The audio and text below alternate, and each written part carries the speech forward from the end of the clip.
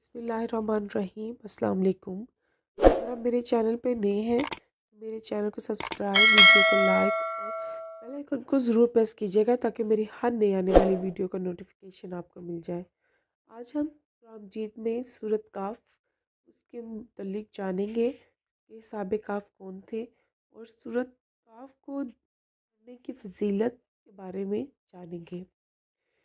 قریش کے لیے سب سے مشکل ترین بات یہ تھی کہ ان کے مد مقابل ایک ایسی پاکیزہ شخصیت تھی جس کی زندگی کے 40 سال ہر لمحہ کھلی کتاب کی صفحات کی طرح ان کے سامنے تھا، جس کے اوصاف حمیدہ، اخلاق، عادات، اطوار، صفات و جمال کے اعلیٰ عرفاں ہونے کے متعارف وہ خود تھے، جن کو صادق، امین، دانا، حکیم، طاہر و مطہر، عادل اور منصف کے القابات سے وہ خود پکارتے تھے۔ قریش کے سنجیدہ اور باشعور افراد عجیب شش و پنج میں مبتلا تھے۔ کافی سوچ بچار کے بعد انہوں نے مدینہ کے یہودی علماء سے مشورے کا فیصلہ کیا اور اپنے 2 افراد نصر بن حارث اور عقبہ بن ابی معیط کو ان کے پاس مدینے روانہ کیا۔ یہودی علماء نے انہیں مشورہ دیا کہ تم لوگ ان سے 3 سوالات کرو، اگر انہوں نے ان سوالات کا صحیح جواب دے دیا تو سمجھ لو کہ وہ اللہ کے نبی اور رسول ہیں، اور اگر نہ دے سکے تو سمجھ لینا کہ وہ رسول نہیں۔ ان سے پہلے سوال یہ کرو کہ وہ نوجوان کون تھے جو زمانے قدیم میں اپنے شہر سے نکل گئے تھے، ان کا کیا واقعہ ہے؟ دوسرا یہ کہ ان سے اس شخص کا حال دریافت کرو جس نے دنیا کی مشرق اور مغرب اور تمام زمین کا سفر کیا۔ تیسرا سوال ان سے روح کے متعلق کرو کہ وہ کیا چیز ہے۔ یہ دونوں سردار مدینہ منورہ سے خوشی خوشی واپس آئے اور اہل قریش کو علماء یہود کی تجاویز سے آگاہ کرتے ہوئے کہا کہ اب اس بات کا فیصلہ ہو جائے گا کہ حضرت محمد صلی اللہ علیہ وآلہ وسلم نبی ہیں یا نہیں۔ قریش مکہ کا وفد یہ سوالات لے کر حضرت صلی اللہ علیہ وآلہ وسلم کی خدمت میں حاضر ہوا۔ آپ صلی اللہ علیہ وسلم نے سوالات سن کر فرمایا، میں اس کا جواب ڈال دوں گا۔ یہ سورۃ مبارکہ مشرکین مکہ کے 3 سوالات کے جواب میں نازل ہوئی، جسے ہم سورۃ کاف کہتے ہیں۔ جبریل امین تینوں سوالات کے مفصل جوابات کے ساتھ حاضر خدمت ہوئے۔ یہ تینوں قصے عیسائیوں اور یہودیوں کی تاریخ سے متعلق تھے۔ حجاز میں ان کا کوئی چرچا نہ تھا، اس لیے اہل کتاب نے امتحان کے غرض سے ان کا انتخاب کیا تھا تاکہ یہ بات کھل جائے کہ واقعی نبی کریم صلی اللہ علیہ وسلم کے پاس کوئی غیبی ذریعہ علم ہے یا نہیں۔ مگر اللہ تعالیٰ نے صرف یہ نہیں کہ اپنے نبی کی زبان سے ان سوالات کو پورا جواب دیا، بلکہ ان کے اپنے پوچھے ہوئے 3 قصوں کو پوری طرح اس صورتحال پر چپساں بھی کر دیا جو اس وقت مکہ میں کفر اور اسلام کے درمیان درپیش تھی۔ سورۃ کاف کی آیت 9 میں اللہ تعالیٰ نے صحابہ کاف اور ارقیم کے الفاظ استعمال فرمائے، چنانچہ انہیں صحابہ کاف بھی کہا جاتا ہے، صحابہ ارقیم بھی۔ عربی زبان میں کاف غار کو کہتے ہیں، جبکہ ارقیم کے معنی میں اختلاف ہے۔ بعض صحابہ و تابعین سے منقول ہے کہ یہ اس بستی کا نام ہے جہاں یہ واقعہ پیش آیا، اور بعض قدیم مفسرین کہتے ہیں اس سے مراد وہ کتبہ ہے جو اس غار پر صحابہ کاف کی یادگار کے طور پر لگایا گیا تھا۔ جس شہر میں صحابہ کاف کا واقعہ پیش آیا، عام مفسرین نے اس شہر کا نام افسوس یا افس قرار دیا ہے۔ یہ ایشیائی کوچک کے مغربی ساحل پر رومیوں کا سب سے بڑا شہر اور مشہور بندرگاہ تھی۔ اس کے خندرات آج موجودہ ترکیہ کے شہر ازمیر سے 20 سے 25 میل دور جنوب میں پائے جاتے ہیں۔ حضرت حکیم الامت تھانوی رحمۃ اللہ نے بیان القرآن میں تفسیر حقانی کے حوالے سے صحابہ کاف کی جگہ مقام کی تاریخی تحقیق یہ نقل کی ہے کہ جس ظالم بادشاہ کے خوف سے صحابہ کاف نے غار میں پناہ لی تھی، اس کا زمانہ 250 عیسوی تھا۔ پھر لگ بھگ 300 سال تک یہ لوگ سوتے رہے، اسی طرح مجموعی 550 عیسوی ہو گیا، اور رسول صلی اللہ علیہ وسلم کی ولادت بسعادت 570 عیسوی میں ہوئی۔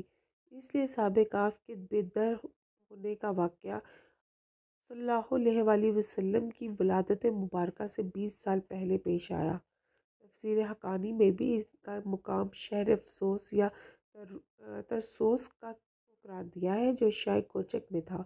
اب اس کے خندرات موجود ہیں۔ امام ابن کثیر رضی اللہ عنہ فرماتے ہیں کہ ہمیں اللہ نے اصحاب کہف کے ان حالات کی خبر دی جن کا ذکر قرآن میں ہے تاکہ ہم انہیں سمجھیں، ان کے بارے میں تدبر کریں، اور اس کی خبر انہیں دی کہ یہ کہف کسی زمین اور کسی شہر میں ہے، کیونکہ اس میں ہمارا کوئی فائدہ نہیں ہے، نہ ہی کوئی شرعی مقصد اس سے متعلق ہے۔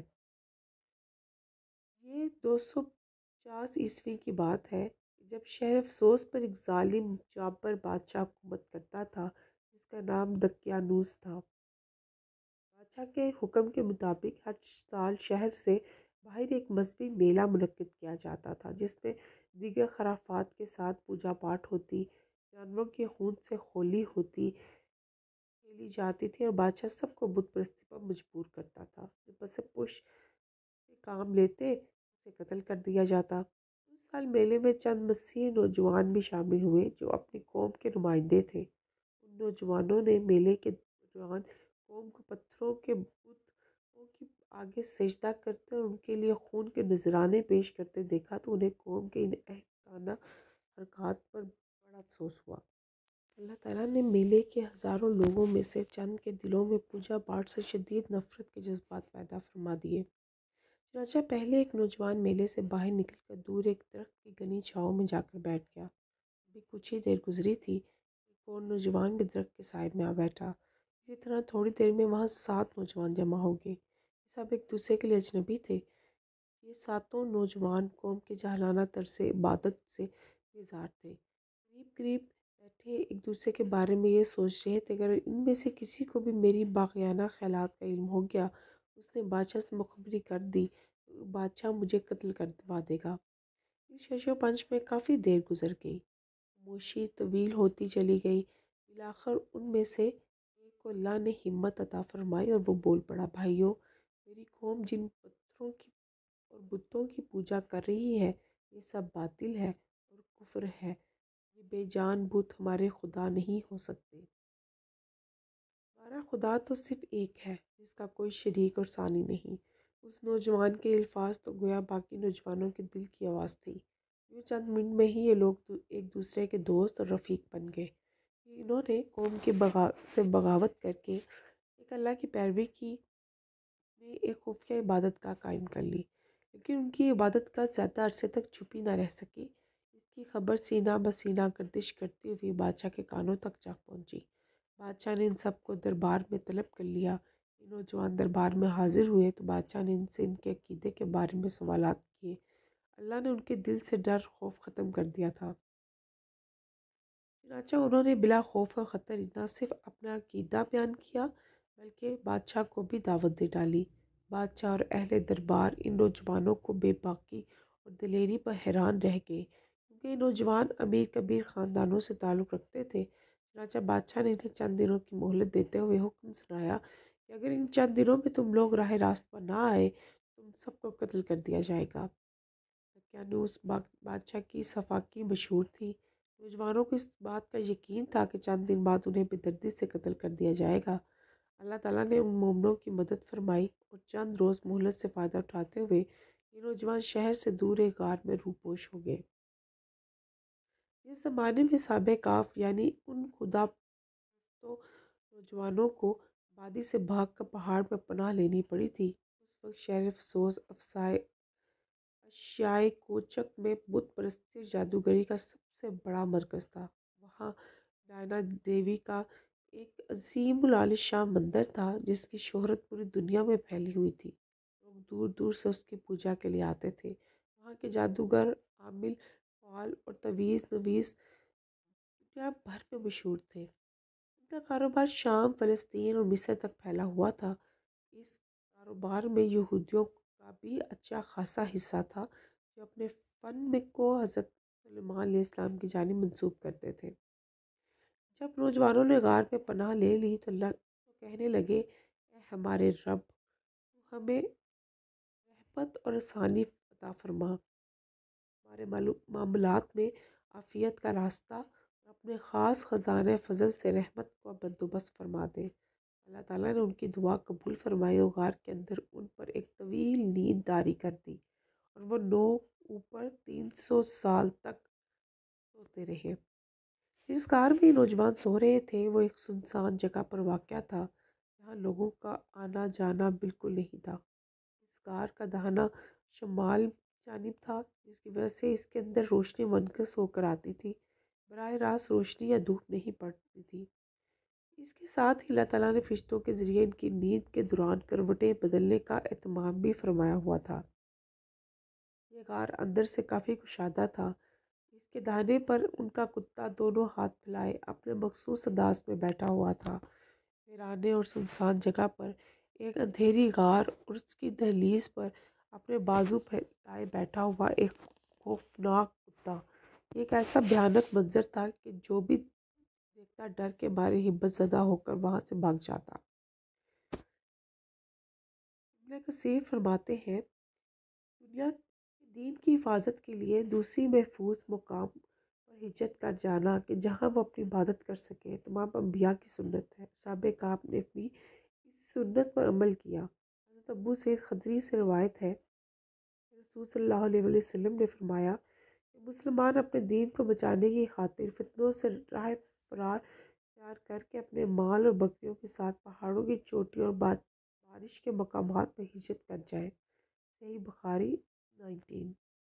اللہ تعالیٰ اپنے محبوب بندوں کی حفاظت کس طرح فرماتے ہیں؟ مختلف ادوار میں اللہ تعالیٰ عام لوگوں کی نصیحت کے لیے اس کا اظہار فرماتے رہتے ہیں۔ حضرت موسیٰ علیہ السلام کی کس طرح حفاظت فرما کر فرعون وقت کے ہاتھ پروان چڑھایا۔ سیدنا حضرت ابراہیم علیہ السلام کے لیے آگ لوگ گلزار فرما دی۔ حضرت عیسیٰ علیہ السلام کو دشمنوں سے محفوظ فرما کر صحیح سلامت آسمانوں پر اٹھا لیا۔ اللہ کے نبی حضرت محمد صلی اللہ علیہ وسلم کے گھر کے باہر قریش مکہ کے تمام سردار شمشیر بحرن یہ منتظر ہیں کہ آج قصہ تمام کر دیا جائے گا، لیکن جب حضور صلی اللہ علیہ وسلم گھر سے باہر تشریف لائے تو اللہ نے ان تمام خونخوار جنگجوؤں کی بینائی سرد فرما دی اور سیدنا علی مرتضیٰ کو حضور صلی اللہ علیہ وسلم کی جگہ سوتے دیکھ کر صبح تک مطمئن کھڑے رہے۔ مدینہ منورہ ہجرت کے وقت غار ثور میں اللہ کے نبی صلی اللہ علیہ وسلم حضرت محمد صلی اللہ علیہ وسلم سیدنا ابو بکر رضی اللہ عنہ کے ساتھ تشریف فرما ہے۔ دشمن تلاش کرتا ہوا غار ثور کے دہانے پر پہنچ چکا ہے۔ سیدنا ابو بکر رضی اللہ عنہ ارشاد فرماتے ہیں، میں نے غار ثور میں نبی کریم صلی اللہ علیہ وسلم کے ساتھ تھا۔ جب میں نے اپنا سر اٹھایا تو کچھ لوگوں کے پاؤں نظر آئے۔ میں نے عرض کیا، یا رسول اللہ صلی اللہ علیہ وسلم، اگر ان میں سے کسی نے بھی اپنی نگاہ نیچی کی تو ہمیں دیکھ لے گا۔ آپ صلی اللہ علیہ وسلم نے فرمایا، ابو بکر رضی اللہ عنہ خاموش رہو، ہم دو آدمی ایسے ہیں ان کے ساتھ تیسرا ہمارا اللہ ہے۔ صحیح بخاری کی حدیث نمبر 3922 ہے۔ حضرت امیر معاویہ رضی اللہ عنہ نے جنگ روم کے وقت کاف کی طرف سے گزرتے ہوئے مقام صحابہ کاف کے اندر داخل ہونے کا ارادہ کیا۔ حضرت ابن عباس رضی اللہ عنہ سے اس جنگ میں ساتھ تھے، انہوں نے منع کیا اور یہ آیت پڑھ کر سنائی، اے سننے والے، اگر تو انہیں جان کر دیکھ لے، ان سے پیٹ پھیر کر بھاگے، ان سے ہمت میں بڑھ جائے۔ مفتی محمد شفیق نے تفسیر مظہری کے حوالے سے لکھا ہے کہ جب یہ لوگ غار میں داخل ہوئے تو اللہ تعالیٰ نے ان پر ایک سخت گرم ہوا بھیج دی جس کی وجہ سے یہ کچھ نہ دیکھ سکے۔ سورۃ کہف میں اللہ تعالیٰ فرماتا ہے کہ اپنا خیال کرتے ہیں وہ بیدار ہوئے، حالانکہ وہ سوئے ہوئے تھے اور خود ہمیں ہی انہیں دائیں بائیں کروٹیں دلایا کرتے تھے۔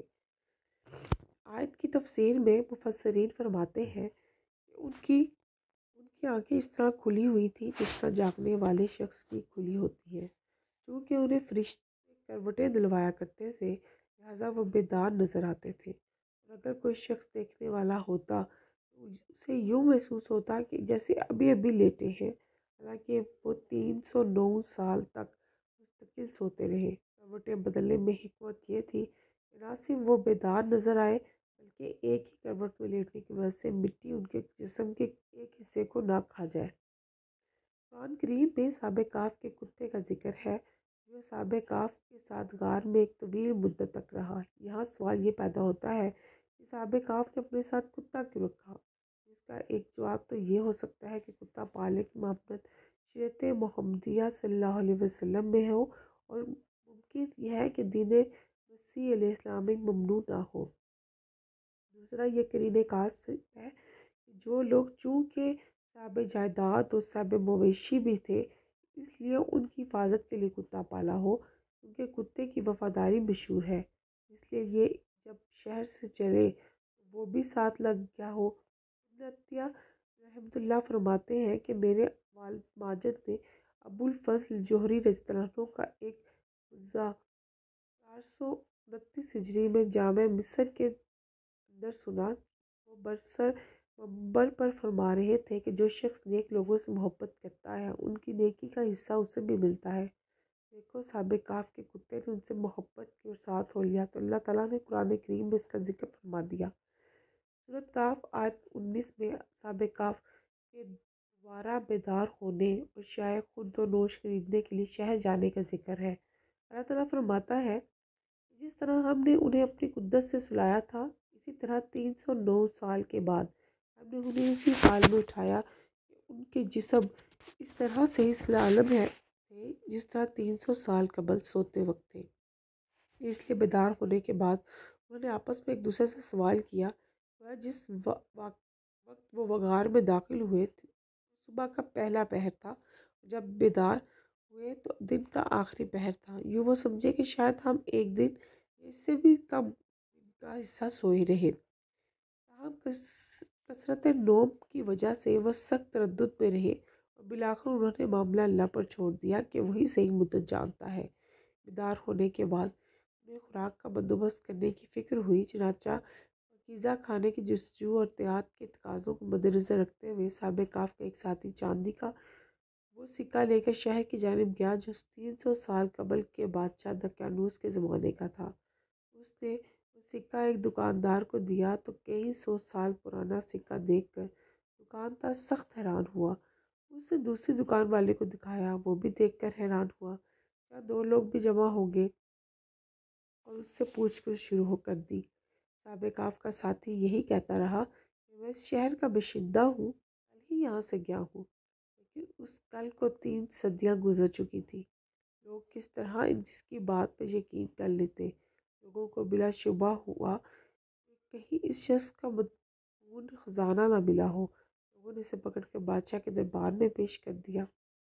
غار میں صاحب کاف کے غار میں جانے کے وقت جو ظالم و مشرک بادشاہ دقیانوس شہر پر مسلط تھا اسے مرے ہوئے صدیوں بیت گئی تھی، اور اس وقت اس مملکت پر توحید پر یقین رکھنے والا ایک نیک اور صالح بادشاہ کی حکومت تھی۔ تفسیر مظہری کے اس بادشاہ کا نام بیودوسیس کا ہے۔ اس کے زمانے میں اتفاقاً قیامت اور اس میں سب مردوں کے دوبارہ زندہ رہنے کے مسئلے پر کچھ اختلافات عوام میں پھیل گئے۔ ایک فرقے اس کو منکر ہو گیا کہ جسم کو گلنے سڑنے کے بعد دوبارہ زندہ ہو جانا کیسے ممکن ہے۔ بیودوسیس بادشاہ کو فکر لاحق ہوئی کہ کس طرح ان کے شکوک و شبہات دور کیے جائیں۔ جب کوئی بھی تدبیر نہ بن پڑی اس نے ٹاٹ کے کپڑے پہنے اور راکھ کے ڈھیر پر بیٹھ کر اللہ سے دعا اور الحال اور زری شروع کر دی۔ یا اللہ، تو ہی کوئی ایسی صورت پیدا فرما دے کہ جس سے ان لوگوں کا عقیدہ صحیح ہو جائے اور یہ راہ راست پر آ جائے۔ ایک طرف تو یہ نیک بادشاہ گریہ گزاری اور دعا میں مصروف تھا، دوسری طرف اللہ نے اس کی دعا کی قبولیت کا یہ سامان پیدا کر دیا کہ صاحب کاف بیدار ہو گئے۔ انہوں نے تلمیہ نامی اپنے ایک آدمی کو ان کے بازار میں بھیج دیا۔ کھانا خریدنے کے لیے ایک دکان پر پہنچا اور 300 برس پرانا سکہ جو بادشاہ دقیانوس کے زمانے کا تھا شائع خورد و نوش کے حصول کے لیے قیمتاً پیش کیا تو دکاندار حیران رہ گیا۔ اس نے بازار کے دوسرے دکانداروں کو دکھایا، سب نے یہ کہا کہ کہیں سے پرانا خزانہ اس شخص کے ہاتھ آ گیا ہے اور یہ سکہ اسی خزانے کا ہے۔ نتیجہ اس کے لاکھ انکار کے باوجود اسے گرفتار کر کے بادشاہ کی عدالت میں پیش کیا گیا۔ بادشاہ نیک اور صالح تھا، اس لیے سلطنت کے پرانے خزانے کے سارے قدیم میں کہیں وہ تختی بھی دیکھی تھی جس میں صاحب کاف کے نام اور فرار ہو جانے کا واقعہ تحریر تھا۔ بعض روایات میں ہے کہ خود ظالم بادشاہ دقیانوس نے صاحب کاف کو اشتہاری مجرم قرار دے کر ان کے نام و پتے کی تختی لکھوا کر محفوظ کروا دیا تھا کہ یہ جب کبھی کہیں نظر آئے تو انہیں فوراً گرفتار کر لیا جائے۔ تاہم بعض روایات میں یہ بھی ہے کہ دربار شاہی میں کچھ ایسے مومن بھی تھے جو دل سے بت پرستی کو برا جانتے اور صاحب کاف کو حق پر سمجھتے تھے، مگر بادشاہ کے خوف کی وجہ سے وہ یہ بات ظاہر کرنے کی ہمت نہیں رکھتے تھے۔ انہوں نے یہ تختی بطور یادگار لکھ لی تھی۔ اس تختی کا نام رقیم ہے، جس کی وجہ سے صاحب کاف کو صاحب رقیم بھی کہا گیا۔ بادشاہ صاحب کاف کے واقعے سے اسی حد تک واقف تھا اور اس وقت وہ اپنے رب کے حضور اس دعا میں مشغول تھا کہ کسی طرح لوگوں کو اس بات کا یقین آ جائے کہ مردہ اجسام کو زندہ کر دینا اللہ تعالیٰ کی قدرت کامل کے سامنے کچھ بعید نہیں۔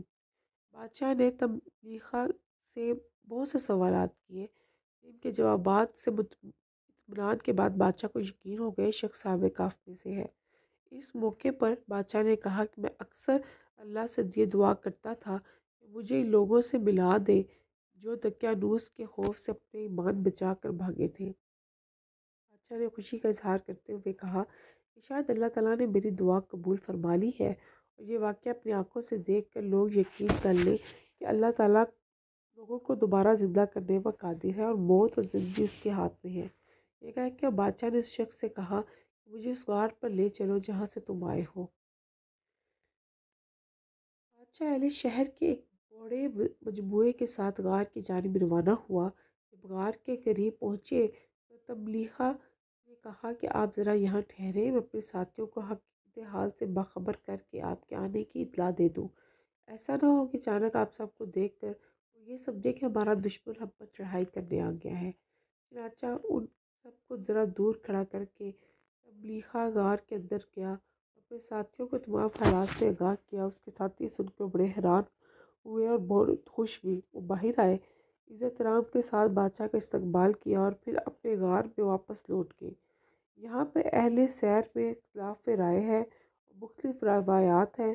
اکثر مورخین نے لکھا ہے کہ جس وقت تملیخا نے ساتھیوں کو یہ سارا واقعہ سنایا اسی وقت ان سب کی موت واقع ہو گئی اور بادشاہ سے ملاقات نہیں ہو سکی۔ تفسیر بحر وسیع میں ابو حیان رحمۃ اللہ نے یہ روایت نقل کی ہے کہ ملاقات کے بعد صاحب کاف نے بادشاہ اور اہل شہر سے کہا کہ اب ہم آپ سے رخصت چاہتے ہیں، اور غار کے اندر چلے گئے اور اس وقت وہ سب وفات پا گئے۔ اس سوال کے جواب میں اللہ تعالیٰ حضور نبی کریم صلی اللہ علیہ وآلہ وسلم سے مخاطب ہو کر فرماتا ہے، کچھ لوگ تو کہیں گے کہ صاحب کاف 3 تھے اور چوتھا ان کا کتا تھا، کچھ کہیں گے 5 تھے اور چھٹا ان کا کتا تھا۔ یہ لوگ غیب کی باتوں میں اٹکل چلاتے ہیں۔ کچھ کہیں گے کہ وہ 7 تھے اور 8واں ان کا کتا ہے۔ آپ کہہ دیجئے کہ میرے پروردگار ان کی تعداد کو بخوبی جاننے والا ہے، انہیں بہت ہی کم لوگ جانتے ہیں۔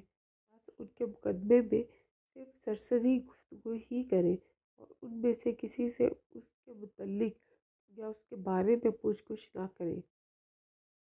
سورۃ کہف میں اللہ تعالیٰ کا فرمان ہے، وہ لوگ اپنے غار میں 300 سال تک سوتے رہے یا 300 سال 9 سال اور زیادہ گزارے۔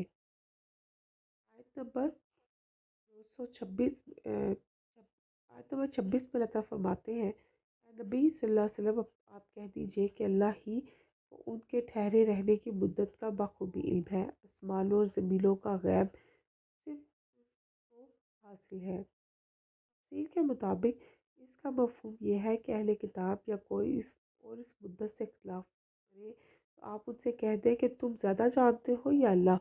جب اس نے 309 سال مدت بتائی ہے یہی صحیح ہے کہ صرف اللہ ہی جانتا ہے کہ وہ کتنی مدت غار میں رہے، کیونکہ آسمانوں اور زمینوں کا تمام تر علم صرف اللہ تعالیٰ ہی کو ہے اور وہ ہر چیز سے خوب واقف ہے۔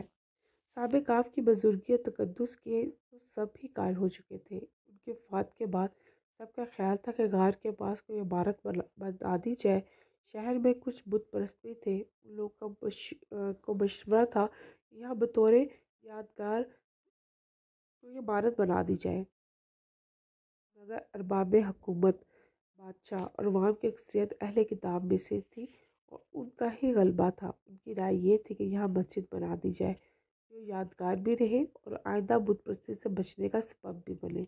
اللہ تعالیٰ نے سورۃ کاف کی آیت 21 میں اس کا تذکرہ فرمایا ہے۔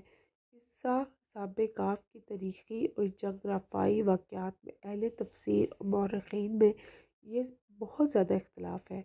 اس کی ایک بڑی وجہ یہ ہے کہ مدینہ مسیح علیہ السلام میں رہبانیت کا بڑا مقدس مقام حاصل ہے، چنانچہ ان ممالک میں سیاحت تھی، وہاں ایسے لوگ بھی تھے جنہوں نے اللہ کی عبادت کی خاطر اپنی پوری زندگی غاروں میں گزار دی اور وہیں وفات پا گئے۔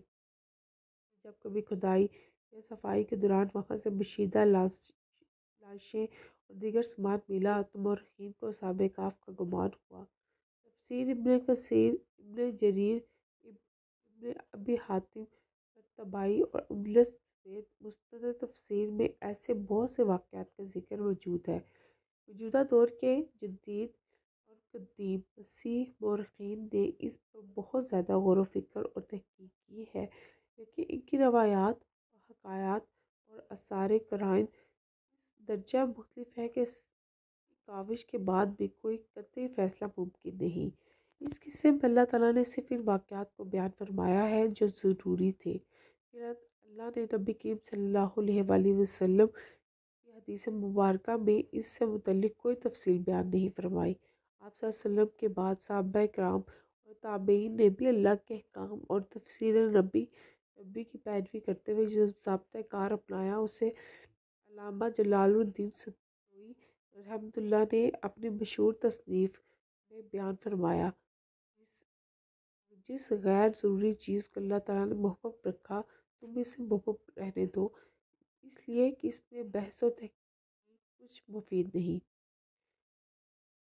ابن کثیر اپنی تفسیر میں تحریر کرتے ہیں کہ اللہ تعالیٰ نے قرآن کریم میں اصحاب کہف کے حالات کے بارے میں اتنی خبر دی ہے جسے ہم سمجھیں اور تدبر کریں۔ اس کی خبر نہیں دی کہ کہف کس زمین اور کس شہر میں ہے، کیونکہ اس میں ہمارا کوئی فائدہ نہیں اور نہ کوئی شرعی مقصد اس سے متعلق ہے۔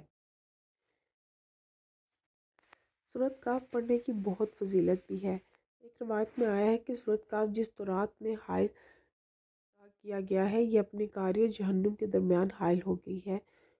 حضرت معاذ رضی اللہ عنہ سے روایت ہے، نبی کریم صلی اللہ علیہ وسلم نے فرمایا، جو شخص سورۃ کہف کا ابتدائی اور آخری حصہ پڑھ لیا کرے اس کے لیے پاؤں سے سر تک نور ہوگا، اور جو مکمل سورۃ کہف پڑھ لے گا اس کے لیے آسمان اور زمین کے درمیان نور بھر جائے گا۔ ایک روایت میں ہے کہ جس نے سورۃ کہف پڑھی وہ 3 دن تک گناہوں سے محفوظ رہے گا۔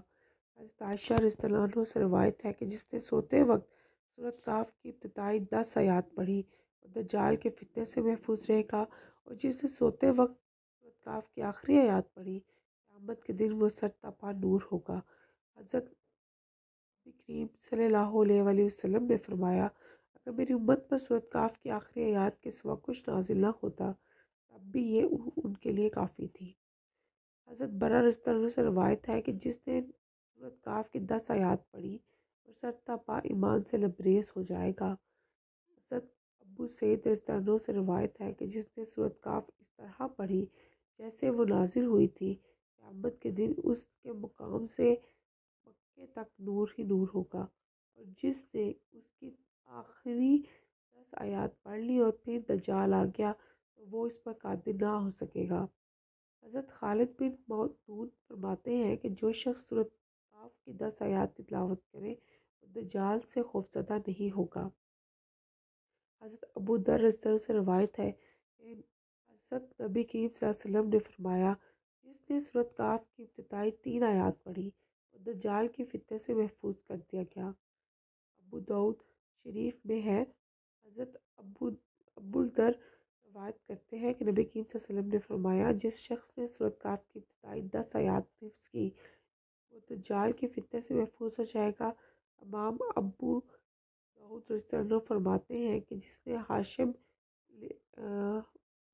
حاشم الدستوائی کے فدیات سے روایت کیا ہے سوائے اس کے، انہوں نے کہا کہ جس نے سورۃ کہف کی آیات یاد کی جبکہ نے اپنی روایت میں سورۃ کہف کے آخری 10 کا ذکر کیا ہے۔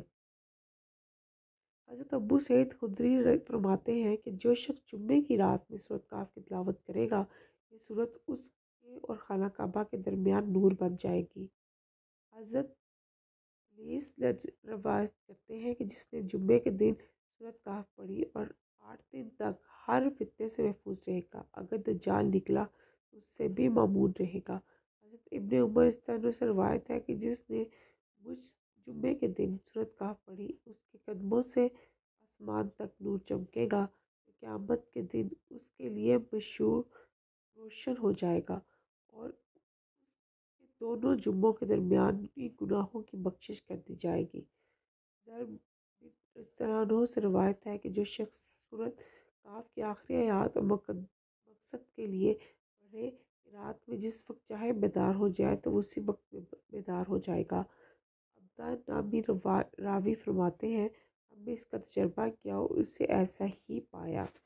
اگر آپ کو میری ویڈیو اچھی لگی ہو تو میرے چینل کو لائک، سبسکرائب، بیل آئیکن کو ضرور پریس کیجیے گا تاکہ